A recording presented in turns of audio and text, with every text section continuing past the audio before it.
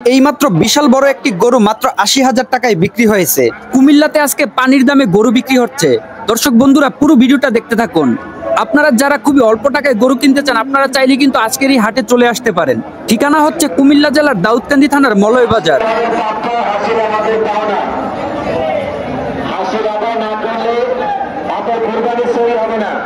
যারা বাজার থেকে গরু ক্রয় করছেন দ্রুত হাসিল করে যান। অনেক গরু বেচা হয়েছে বাজারে, অনেক গরু বিক্রিত এখনো হাসিল হয় নাই। সবাই নামেন, সাথে যারা আছেন ভাই সবাই নামেন।